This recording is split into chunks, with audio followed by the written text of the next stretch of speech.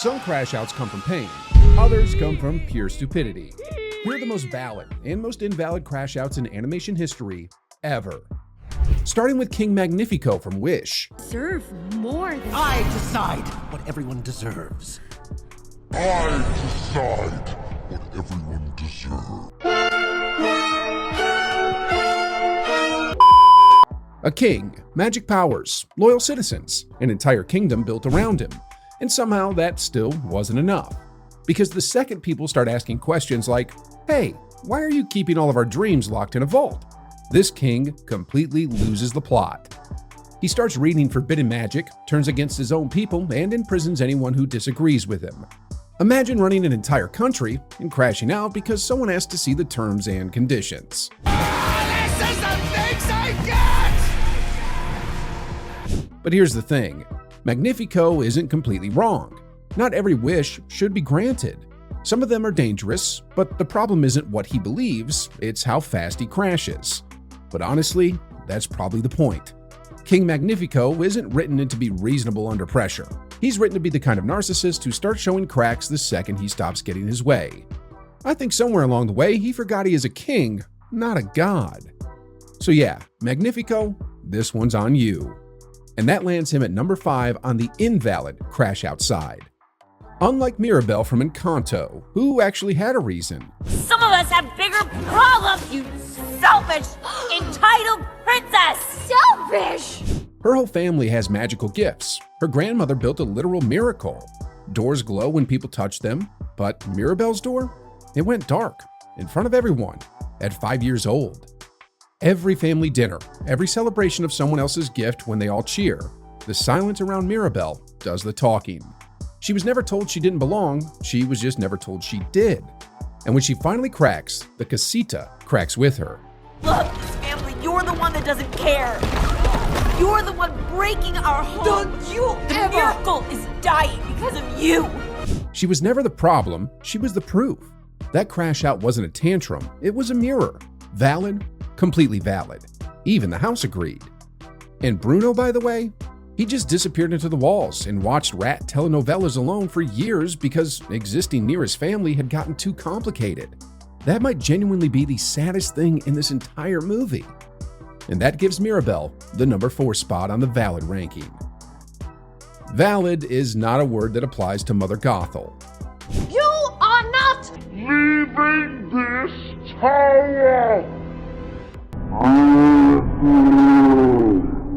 18 years. She keeps Rapunzel in that tower for 18 years. One window, one view of the world, no friends, no freedom. Just Gothel showing up often enough to make control sound like love. She built the whole thing from scratch. The persona, the guilt trips, the carefully worded digs and naivety that were just subtle enough to sound like concern. Mother knows best wasn't a catchphrase, it was a control system. And it worked for 18 years because Rapunzel had nothing to compare it to. And when it finally falls apart, when Rapunzel connects the dots and sees it clearly for the first time, Gothel's response is to stab Flynn and try and drag her back.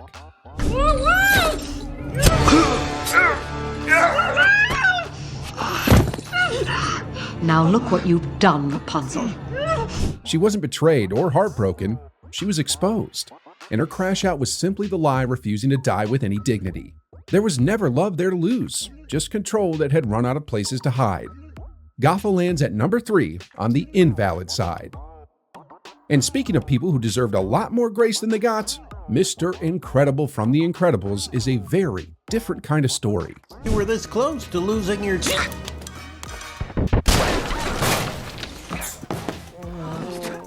He saved the world multiple times. Cities, entire populations, saved them all. Then his wife gets to play the superhero while he's home trying to figure out new math homework at midnight. The baby is developing 17 new powers a day with zero control over any of them, and his daughter's love life is making him physically aggressive. Formulating, okay? I'm taking in information, I'm processing. I'm doing the math, I'm fixing the boyfriend and keeping the baby from turning into a flaming monster. How do I do it? This man was built, literally built, to be extraordinary, and he is currently losing an argument with a geometry worksheet. I mean, if you spent 15 years being the best in the world at something, got legally banned from it, and then had to sit at home watching someone else do your job on television while your toddler sets the kitchen on fire, you would have that same 1,000-yard stare. You would. Don't lie. Oh, and I almost forgot. He'd also watched his car get stolen. The incredible! Bob takes number 5 on the valid ranking, which is more than you can say for Jimmy Crystal from Sing 2. Mr. Crystal! Jerry! Mr. Crystal, wake up! I tried to stop him, I'm so sorry to wake you up, sir. He runs the biggest entertainment venue in the city. Money, power, influence, the full billionaire starter pack. And when he thinks Buster Moon fired his daughter Portia, his response is not a lawsuit, not even a dramatic rich guy threat. He tries to throw him off a building. Physically, off a roof. Bro. You really think I'd let a lowlife little amateur loser like you humiliate me? Please! You made me look bad. No! I didn't mean to! Most people hear bad workplace news and send an angry email. Jimmy Crystal immediately jumps to attempted murder. And honestly, that's what makes this crash out so ridiculous. Because yes, his ego got bruised. Yes, he felt disrespected.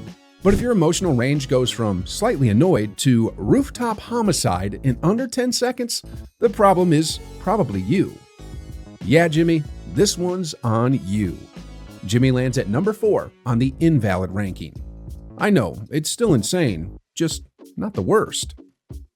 Unlike Joy from Inside Out 2, who might have one of the most valid crash outs on this entire list. Delusional? Of course I'm delusional! Do you know how hard it is to stay positive all the time? This isn't a regular character having a bad week. It's Joy, literally. The physical embodiment of happiness itself reaching a point where she can't keep pretending everything's okay. Think about that for a second. Anxiety takes over, Riley starts changing. She keeps going, keeps smiling, keeps trying to fix everything. Then fear calls her delusional, and suddenly the whole thing cracks. It's complain!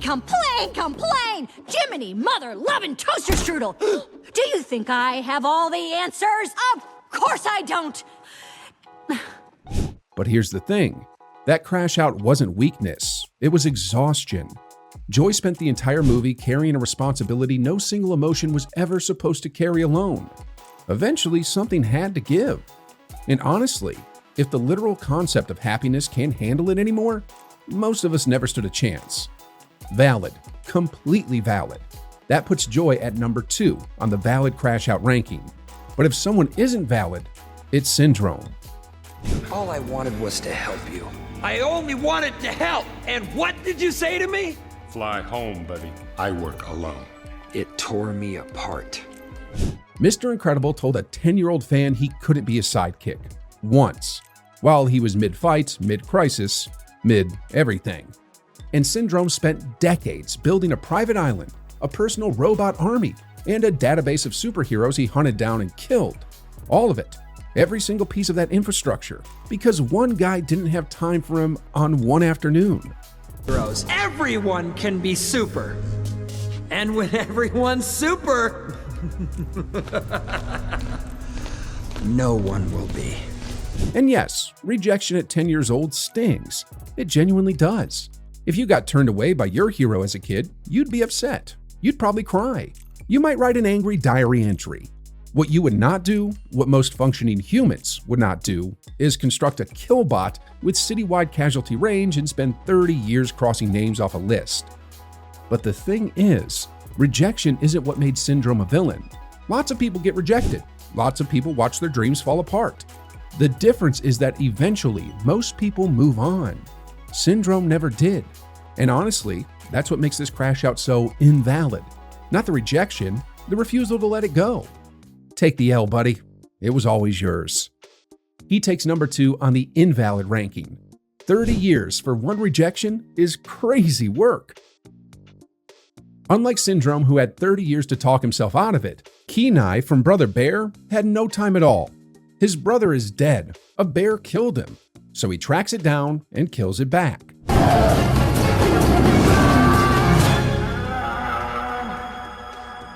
What he doesn't know is that the bear was a mother defending her cub. He had the wrong information, the right grief, and no time to separate one from the other.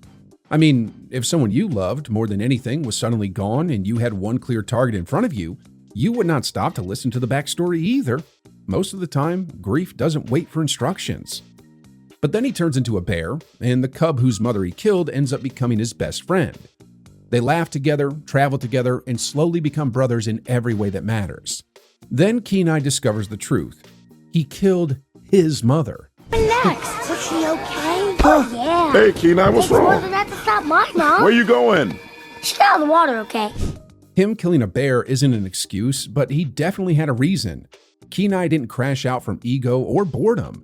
He crashed out from love with nowhere left to go. And then he had to live inside the consequences of it. Literally. Kenai lands at number 3 on the valid side.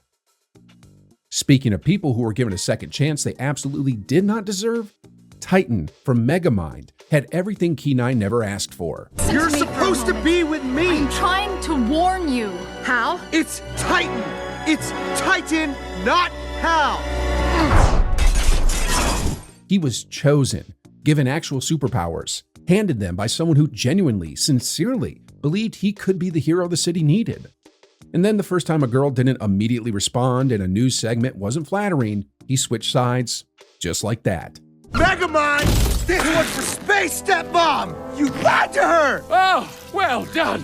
Bro, you had the gifts, you had the moment, you had the fit, the powers, the whole setup handed to you without a single year of work. And you threw it away because good was slightly inconvenient for 2 weeks. Titan had everything Syndrome spent 30 years trying to manufacture, and he fumbled it before the third act even started. Titan takes number 1 on the Invalid ranking, no debate. Now, before we get to the number 1 most valid crash out, I have to give one guy an honorable mention, Ken from the B movie. Because look, losing your girlfriend is rough, but losing her to a B? I don't even know where that goes on the ranking. We need to give him his own category. Anyway, unlike Ken, whose biggest enemy was apparently a flying insect, Hiro had a much bigger one. Went in there to save you! That was his mistake. At this point, he's 14 and his brother, his best friend, the one person who actually understood him, just died in a fire that didn't have to happen. And then he discovers that the man responsible is alive. And not just a man, it's the freaking professor his brother died for trying to save him. And on top of that, he's wearing Tadashi's invention like it's a costume. This is not what... Do it, Baymax! Destroy him! I mean, come on. If the person you were still grieving for walked back into the room wearing your loss like an accessory, you would not be calm. You would not take a breath and think it through. You're 13 years old, and the only thing that made the world make sense just got taken twice. Once by fire, and then by the man who caused it, still being fine. Hiro's crash out wasn't rage for the sake of it. It wasn't ego or boredom or 30 years of manufactured resentment. It was just a boy who had run completely out of ways to hold himself together. And honestly, that's the difference between every valid crash out and every invalid one on this list. The invalid ones start with pride. The valid ones start with pain.